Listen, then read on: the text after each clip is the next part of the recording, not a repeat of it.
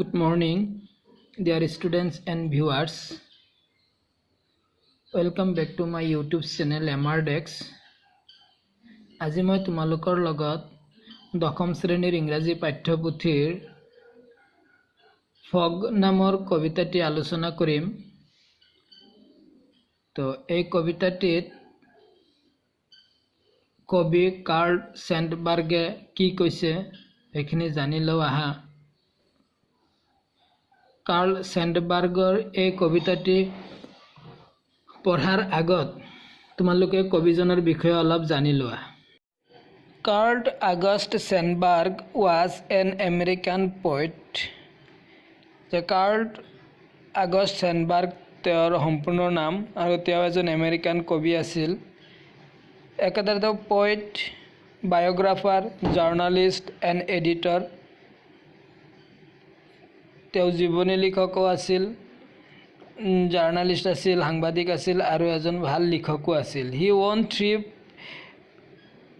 Pulitzer prizes. তেওঁ 3টা Pulitzer prize প্ৰাপ্ত হৈছিল। 2 for his poetry, 2টা তেওঁ কবিতাৰ কাৰণে লাভ কৰিছিল পুৰস্কাৰ, and 1 for his biography on Abraham Lincoln, আৰু এটা তেওঁ আব্ৰাহাম লিংকনৰ ওপৰত যিটো জীৱনী লিখিছিল, আত্মজীৱনী লিখিছিল আব্ৰাহাম লিংকনৰ, সেই আব্ৰাহাম লিংকনৰ সেই জীৱনীটোৰ কাৰণে আৰু এটা তেওঁ পুলিটজাৰ পুৰস্কাৰ পাইছিল। সৰ্বমুঠ তেওঁ 3টা পুৰস্কাৰ লাভ কৰিছিল।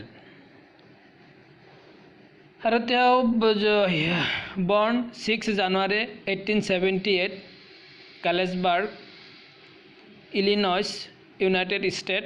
আৰু তেওঁ ইউনাইটেড ষ্টেটৰ ইলিনয়ছৰ গেলেছবাৰ্গত 1878 চনৰ জানুৱাৰী মাহৰ 6 তাৰিখে জন্মগ্ৰহণ কৰিছিল আৰু died 22 July 1967 flat rock, north Carolina, United state. আৰু তেওঁ ইউনাইটেড ষ্টেটৰ নৰ্থ কেৰলিনাৰ ফ্লেট ৰকত 1967 চনৰ 22 জুলাই তাৰিখে মৃত্যুবৰণ কৰিছিল। স্পাউছ লিলিয়ান ষ্টেচন, তেওঁৰ পত্নীৰ নাম আছিল লিলিয়ান ষ্টেচন, আৰু তেওঁ 1908 চনত জন্ম হৈছিল আৰু 1967 চনত মৃত্যু হৈছিল। চিলড্ৰেন হেলগা চেণ্ডবাৰ্গ, মাৰ্গাৰেট চেণ্ডবাৰ্গ এণ্ড জেনেট চেণ্ডবাৰ্গ, এই 3জন তেওঁৰ সন্তান আছিল, ল'ৰা ছোৱালী আছিল। স্পাউছ লিলিয়ান ষ্টেচন, তো এইটো মই কৈছিলোঁ জন্ম বুলি, জন্ম নহয়, মেৰিজ কৰিছিল 1908 চনত। তেওঁৰ বিবাহ হৈছিল আৰু 1967 চনলৈকে একেলগে সংসাৰ কৰিছিল, সেই কথাটো ইয়াত দেখুৱাইছে। তো এইখিনি আছিল কাৰ্ল চেণ্ডবাৰ্গৰ বিষয়ে। তোমালোকে ইয়াৰ বিষয়ে আৰু অধিক জানিবৰ কাৰণে তোমালোকে উইকিপিডিয়াৰ সহায় ল'ব পাৰা। উইকিপিডিয়াত ইয়াতকৈ আৰু বহলকৈ দিয়া আছে, মই সংক্ষেপে অকণমান তাৰ পৰা উঠাই আনি পেলাই দিছোঁ তোমালোকৰ জনাৰ কাৰণে। তো এতিয়া চাওঁ আমি কবিতাটোত কি কৈছে। Fog. The fog comes on little cat feet. It sits looking over harbor and city on silent haunches and then moves on. Fog মানে হ'ল কুঁৱলী। আমি কুঁৱলীবোৰ চিনি পাওঁ, কুঁৱলীবোৰ আহে যে, কুঁৱলী।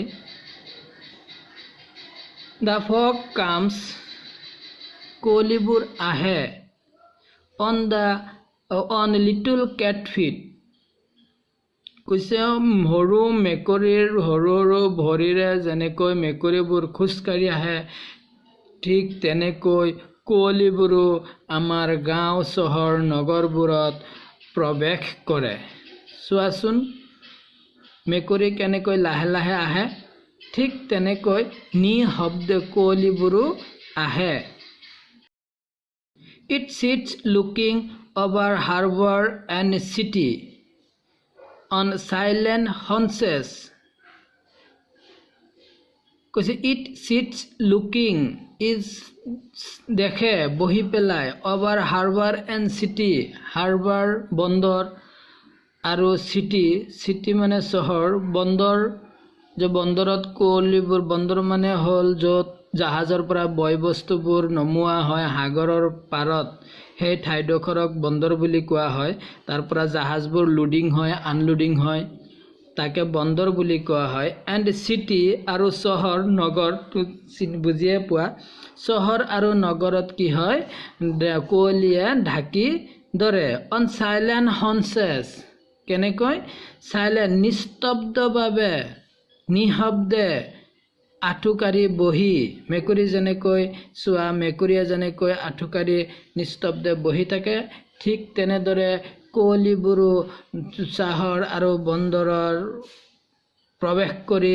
নিস্তব্ধভাৱে আঁঠুকাৰি বহি সেইবোৰ চাই থাকে বা দেখে এণ্ড দেন মুভছ অন আৰু তাৰপিছত সেইবোৰ লাহে লাহে আঁতৰি যায় অৰ্থাৎ কুঁৱলীবোৰ লাহে লাহে আঁতৰি যায় এইখিনিয়ে কাৰ্ল চেণ্ডবাৰ্গে তেখেতৰ এই কবিতাটিত আলোচনা কৰিছে thank you very much for ৱাচিং মাই ভিডিঅ'